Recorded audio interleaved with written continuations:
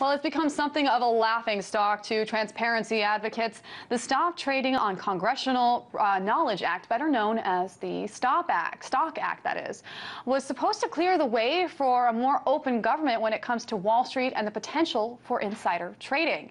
It was enacted a little bit over a year ago, but the new legislation that was just passed and signed by President Obama early this weekend essentially took the bite out of this law. Here's how.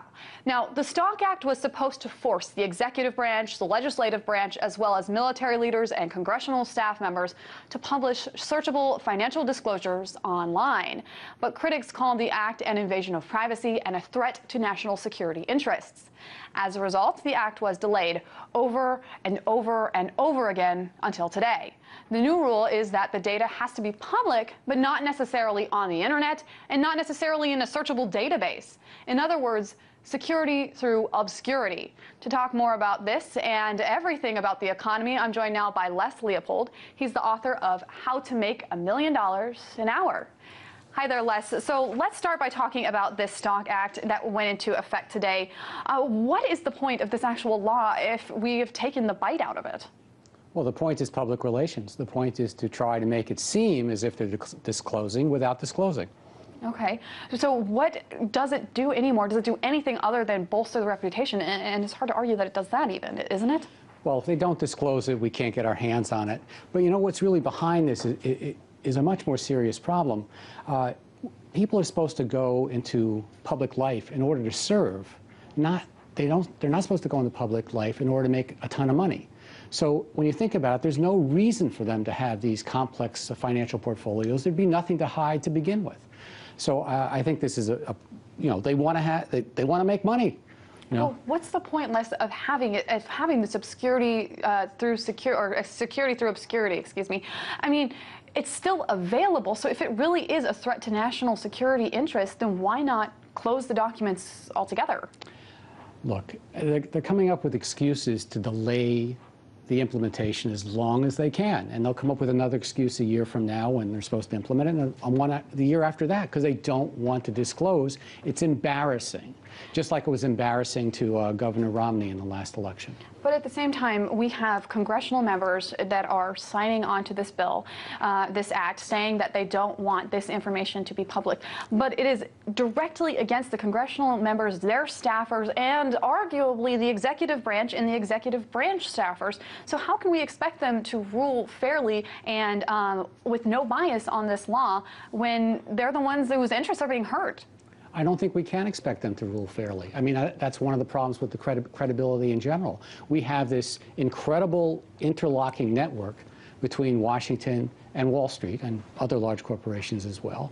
And that has to be broken up. The disclosure laws would help, but they don't go nearly far enough. They should not be able to amass these fortunes while they're holding public office. Okay, so let's talk about your new book. Now, in your new book, it is the Millionaire's Dollars and $1 Million an Hour book. You talk about the hedge fund gifters and the ways that they not only make business, but that the business lies in breaking the rules and lying. Can you explain how you got to this conclusion in this book? Well, I wanted to figure out, I came across a statistic that kind of blew my mind when I found out that the top hedge fund earner made as much in 1 hour as the average family made in 47 years. 1 hour equals 47 years. That's a lot of money. That's a lot of money. That's very impressive. So I wanted to figure out, well, one, how did they do it? Two, did they really produce any economic value for the society and economy for all that money? And when I explored those two questions, what I found out was a lot of what they do is barely legal. Some of it is outright illegal. And certainly the rest of us would think that much of what they do is just unethical, cheating.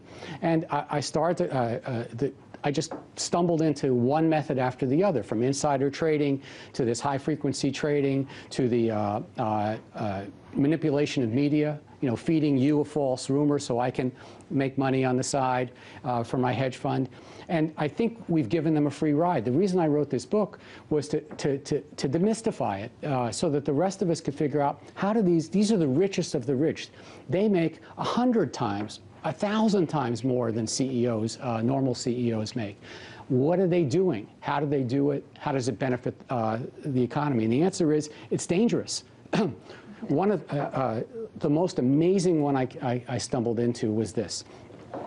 They actually design products so that they will fail. Securities are designed to fail so they can collect the insurance on it. No place else in capitalism is that allowed. Absolutely. But let me ask you, what makes hedge funds unique? I mean, obviously, the financial crisis of 2008 showed that big banks like Bank of America, Citi, J.P. Morgan Chase, Goldman Sachs, etc., were lying both to regulators as well as to their customers. So what makes lying of hedge fund managers really that unique, or is it? Well, you're making a good point. Hedge funds exist also inside of the large financial institutions. They call them proprietary trading desks, but they're basically the same thing. What makes them together, what makes them incredibly unique is they are unbelievably dangerous to the rest of the economy. It's the ones that are outside the banks have very few regulations on them. So, and what they do is basically proprietary. So we don't know what it is they're doing. We don't know what markets they're jumping in and out of. We don't know how the details of how they could be destabilizing the economy. We don't know until after it happens. And I think something's got to be done about it. Now, one of the people that you actually brought up is CNBC host Jim Cramer. He was a hedge fund manager for quite a long amount of time. And he talked at length, and to the surprise of a lot of people, about just what he did when he was managing these funds.